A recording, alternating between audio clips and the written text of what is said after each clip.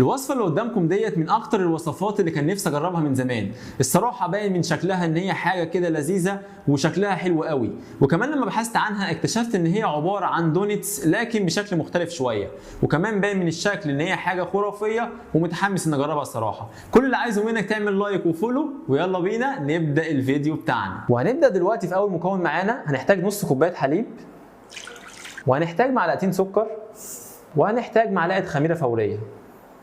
ونبدأ نقلب المكونات كويس جدا.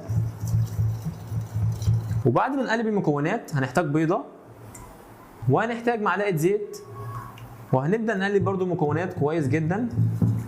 وبعد ما قلبنا المكونات هنحط دلوقتي بقى أهم مكون معانا وهو 300 جرام دقيق، وهنبدأ بقى نقلب كويس جدا. وبعد ما نقلب العجين بالمضرب هنبدأ بقى دلوقتي نقلبه بإيدينا زي ما انتم شايفين كده لحد ما يتحول معانا العجينة والدقيق ده كله يتخلط معانا. وزي ما انتم ملاحظين كده العجينه بدات تتلم معانا، هنبدا بس نعجنها كويس جدا. وبعد ما نتاكد ان احنا عجننا العجينه كويس جدا هنبدا بقى دلوقتي نفردها. وبعد ما فردناها بالشكل اللي انتم شايفينه دوت هنحتاج دلوقتي معلقه زبده، ونبدا نقفل على العجينه كده، ونبدا بقى نعجنها كويس جدا بمعلقه الزبده اللي احنا حطيناها فيها لحد ما تتخلط كلها بالزبده. وبعد ما عجننا العجينه زي ما انتم شايفين كده كويس جدا هنبدا بقى نلفها كده على شكل كده كوره يعني اهيت. وهنجيب بقى طبق ازاز ونحط العجينه فيه، وهنجيب بقى استريتش ونبدا نغطي بيه الطبق الازاز زي ما انتم شايفين كده. وهنسيب دلوقتي بقى العجينه تتخمر حوالي ربع ساعه ونرجع لكم تاني. وبعد مرور 20 دقيقه زي ما انتم شايفين العجينه خمرت كده، هنبدا بقى نشيل الاستريتش بتاعنا وهنبدا بقى دلوقتي نفرد العجينه. وبعد ما فردنا العجينه بعد ما خمرت هنبدا بقى دلوقتي نجيب سكينه عشان نقطع العجينه قطع كده. وزي ما انتم شايفين قسمنا العجينه بالشكل دوت. هنبدا بقى ناخد مثلا قطعه قطعه، اول قطعه اهيت، وهنبدا دلوقتي نفرد العجينه زي ما انتم شايفين القطعه اللي احنا خدناها. وبعد ما نفردها هنبدا ندخلها كده في قلب بعضيها عشان نكونها على شكل دائري.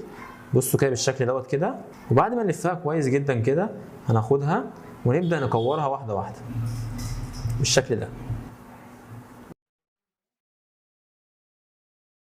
وهتبقى معانا بالشكل اللي انتم شايفينه ده كده. هناخدها بقى نحطها على ورق الزبده.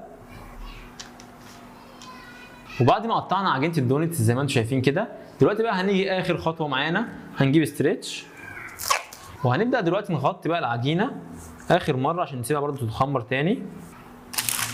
وبعد ما غطيناها بالاسترتش زي ما انتم شايفين كده هنسيبها بقى دلوقتي حوالي 30 دقيقه لحد ما تتخمر معانا ونرجع لكم تاني. وبعد مرور 30 دقيقه زي ما انتم شايفين كده العجينه خمرت وبقت عاليه وبقت حلوه جدا. هنبدا بقى دلوقتي نسخن الزيت بتاعنا ونقلي الدونتس، يلا بينا. وعلى درجه حراره متوسطه هنستنى لحد ما الزيت يسخن وبعدين نهدي النار وننزل الدونتس في نار هاديه. وزي ما انتم شايفين دي كده طريقه قلي الدونتس. هناخدها كده بورقه الزبده بتاعتها ونبدا ننزلها في الزيت بالراحه.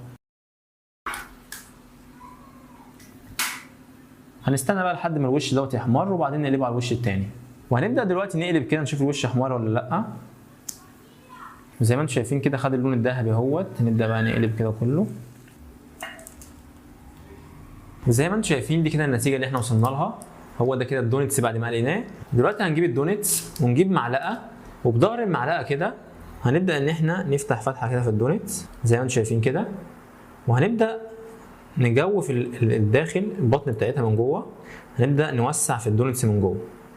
هنجيب بقى قرطاس شوكولاته وزي ما انتم شايفين كده نبدا نحط الشوكولاته جوه. وبعد كده ناخدها في طبق فيه سكر ونبدا نحطها كده نبدرها من الناحيه دي. وده كده شكلها بعد ما طلعناها من السكر البودره. هنبدا بقى نعمل باقي الكميه زي ما انتم شايفين كده. هنسيب بقى شويه بسكر وشويه من غير سكر. ودلوقتي بقى جت اللحظه اللي انا مستنيها ان انا ابدا اقسم الدونتس بتاعتي. بصوا بقى يا جدعان الحشو بقى هو اللي يخليك تاكل الدونتس. بصوا عامله ازاي.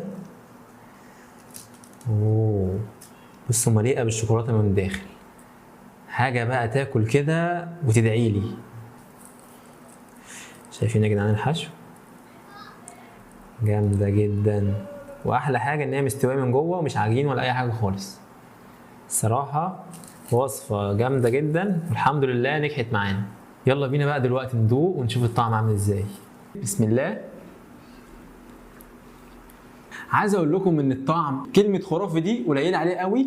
الطعم ما يفرقش حاجه على اللي احنا بنشتريه من المحلات، طعم الدونتس الاصلي. وكمان بصوا انا عملت كميه قد ايه، بصوا معايا كميه دونتس قد ايه، هاكل فيها يا جدعان لوحدي. وكل ما عملتها حشو احسن كل ما بقت افضل. وكمان طعم السكر اللي احنا يعني سكر البودره اللي احنا رشينه على الدونتس دوت مدي طعم خرافي قوي. يعني ارشحكم انتوا تحطوا كمان سكر بودره، عامل طعم جامد قوي. وبس كده بيكون انتهى الفيديو بتاعنا. اتمنى تعمل لايك وفولو، ونشوفكم في فيديو جديد. بيس.